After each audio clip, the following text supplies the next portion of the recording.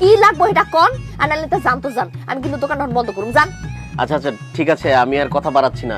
ওই 1 কাপ চা খেতে চেয়েছিলাম, দেয়া যাবে? দোকানটা বন্ধ করুমের মধ্যে আপনি আইছেন বহেন, আপনার তো আবার আমগা এলাকার মেহমান, চাই তো খাইতে যাইছেন, দিতাছি। চিনি কটক দিমু? চিনি কম। আচ্ছা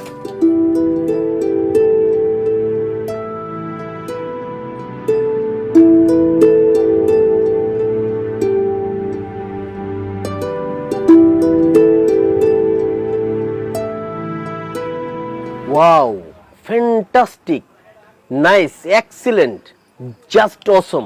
আমি ইংরেজি কই না তো, ইংরেজি বুঝি না, যা করার বাংলায় কোন। না না, মানে আমি বলতে চাচ্ছি যে আপনার হাতের বানানো চা তো খুব মজা হয়েছে।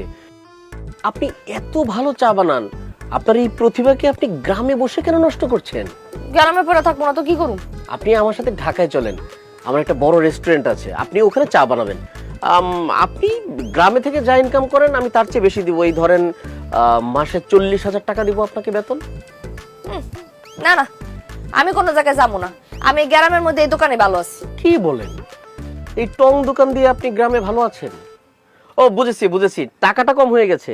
ওকে, আমি আপনাকে 50,000 টাকা দিব, আপনি আমার সাথে ঢাকায় চলেন, আপনার লাইফ চেঞ্জ করে দিব। লাইফ চেঞ্জ হয়ে গেছে রে ভাই, আমার জামাই আছে, বিয়ে হয়ে গেছে, জামাই আমার যাইতে দিব না। এত কথা কই না তো, 4 টাকা দেন, দিয়ে আনতে যান, দোকান বন্ধ করুন।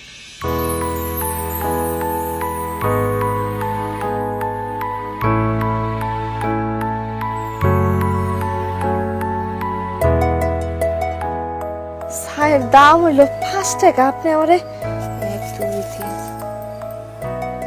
5,000 টাকা দিলেন যে? আপনার চা যে মজা হয়েছে, 5,000 টাকা কিছুই না, এটা আপনার বকশিশ, রেখে দেন। ও, এটা আমার কার্ড। আমি কিছুদিন আপনাদের এলাকায় আছি, যদি কখনো আপনার মনে হয় যে সিদ্ধান্তটা চেঞ্জ হয়েছে, আমাকে প্লিজ একটা কল দিবেন। আপনার নামটা যেন কি? শাপলা।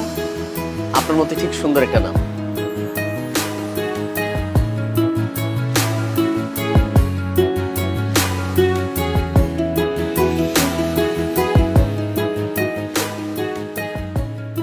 বাহ, টাকা গুনতেছো দেখি। আজকে একদম সময় মতো এসে পড়ছি। আজকে বেচা বিক্রি কত হয়েছে? দাও টাকাগুলো আমার দাও। টাকা তো আমি পরে দিতাছি, আগে তুমি আমারে কত দোকানে যাও না কেন? হ্যাঁ, 1 লাখ আমার দোকানে বসে রাখো। আরে আমার দোকানে জানার দরকার কি? দেখলাম তুমি একাই দোকানদারি করতে পারছো, তাই কাজে গিয়ে তোমার ডিস্টার্ব করি না। এখন থেকে তুমি একাই দোকানদারি করবা।